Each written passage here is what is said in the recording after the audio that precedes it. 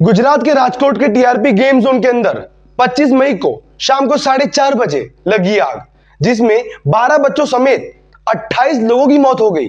ये कोई first time नहीं कि गुजरात में कोई ऐसा केस हुआ है। 30 अक्टूबर 2022 मोरबी पुल केस, जहां पे एक पुल की गिरने की वजह से 141 लोग से ज्यादा की मौत हो गई। इतना ही नहीं, 18 जनवरी 2024 हरनी लेक केस, जहां पे एक स्कूल के बच्चे पिकनिक मनाने आए थे, उन लोग की मौत हो गई। 12 बच्चे और 2 टीचर की मौत हो गई। क्यों? सेफ्टी मेजर्स नहीं थे, लाइफ जैकेट्स नहीं थे, एक बोट में ज्यादा लोग को बैठा दिया, जिसकी वजह से मौत हो गई। इसका रिस्पॉन्सिबिलिटी कौन लेता है? चाहे वो मोरबी पुल केस हो या फिर हरनी लेक केस हो। स्टार्टिंग में गवर्नमेंट बहुत ही ज्यादा एक्टिव थी, पर जैसे जैसे टाइम बीतता गया गवर्नमेंट इनएक्टिव होती चली गई। इन केस का क्या हुआ किसी को कुछ पता ही नहीं चला। और अब ये राजकोट केस, जहां पे बोला जा रहा है कि 28 लोग मरे हैं, लेकिन क्या हम श्योर हो सकते हैं इस रिपोर्ट से?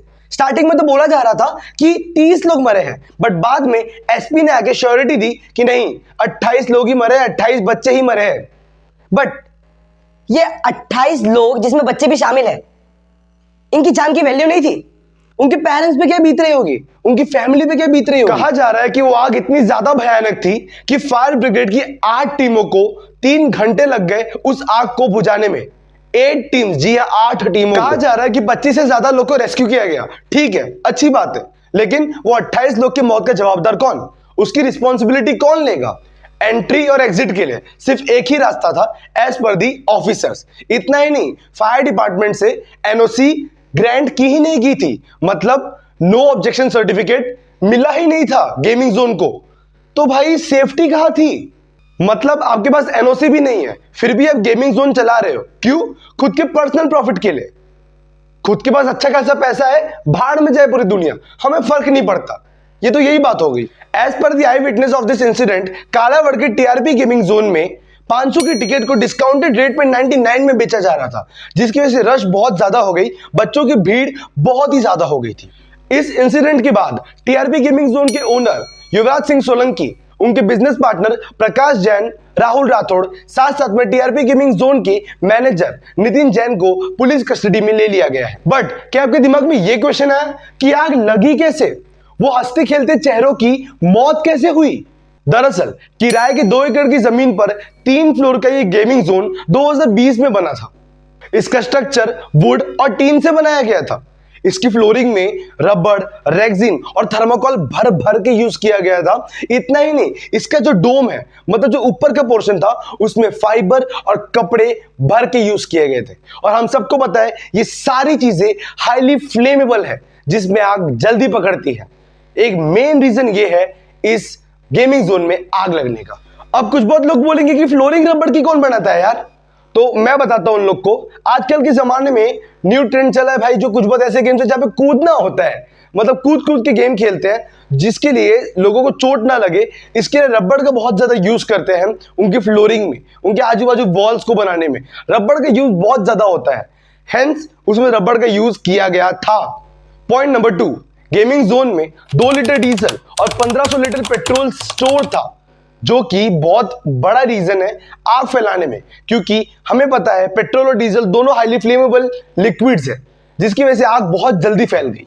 And the last but not the least, point number 3, the main reason, पूरे गेमिंग जोन में रिपेयरिंग का काम चल रहा था, मेंटेनेंस का काम चल रहा था, जिसकी वजह से एक सीढ़ी थी, उसके पास वेल्डिंग चल रही थी, और वेल्डिंग की कुछ बहुत चिंगारी ज्यादा बढ़ गई, और वो चिंगारी किसी कपड़े को पकड़ ली या फिर किसी रबर के मटेरियल को पकड़ ली जो कि ज्यादा फ्लेमेबल था, उसकी वजह से आग बढ़ गई। उधर से आग की स्टार्टिंग हुई, उधर से आग पकड़ी और पूरे गेमिंग जोन को अपने चपेट में ले लिया। But the main question is that, अगर वो गेमिंग जोन अंडर कंस्ट्रक्शन था, रेनोवेशन हो रहा था, तो वहां पे बच्चों को गेम खेलना अलाउ ही नहीं करने देना चाहिए था। उधर बच्चों को अलाउ क्यों किया गया? बच्चों को क्यों बुलाया गया? Only because you want to earn high money, high profit. आप किसी की लाइफ के साथ तो नहीं खेल सकते। ये जो हाई मार्जिन वाला पॉइंट है, हाई प्रॉफिट वाला पॉइंट है, ये गुजरात के तीनों केस में मेन रीजन है। बट इससे गवर्नमेंट को, इनफैक्ट ऐसे लोगों को क्या फर्क पड़ता है? कुछ 3-4 दिन गवर्नमेंट एक्टिव रहेगी, इसको सजा देंगे, उसको सजा देंगे, ये जेल में जाएगा, वो जेल में जाएगा, बट 1 महीने बाद तो केस शांत हो जाएगा। क्या फर्क पड़ता है इससे इन लोग को? अरे फर्क तो उन फैमिलीज को पड़ता है ना यार, जिसके बच्चे चले जाते हैं, किसी की मां चली जाती है, किसी का बाप चला जाता है, उनका लाइफ कैसी हो जाती है, उनकी लाइफस्टाइल कैसी हो जाती है उनके मरने के बाद? कभी उनसे पूछा है? गवर्नमेंट का क्या है, इन रईसों का क्या है? 4 दिन 5 दिन जेल की हवा खाएंगे, उसके बाद सब कुछ खल्लास नए तरीके से। इसलिए मेरी आप सभी से रिक्वेस्ट है कि प्लीज जितना हो सके उतना आप इस वीडियो को शेयर करिए, ताकि उन बच्चों को, उन माता को, पिता को, उनकी फैमिलीज को न्याय मिले। ये जो कांड हुआ है, चाहे हरनी, चाहे मोरबी या फिर राजकोट, इन सबसे न्याय मिले। ये अमीरों के चोचले में आके ये लोग जो लालच से इतने ज्यादा लोगों को भर ले रहे हैं, जिसकी वजह से ये सारे कांड हो रहे हैं, इन सबसे न्याय मिले। तो प्लीज जितना हो सके उतना इस वीडियो को शेयर करिए, मेरे चैनल को सब्सक्राइब करके बेल आइकन को जरूर प्रेस करना, जिससे एक भी नोटिफिकेशन मिस ना हो। वीडियो पे कमेंट करना और लाइक जरूर कर देना, जिससे मुझे थोड़ी बहुत मोटिवेशन मिले। जय हिंद, थैंक यू।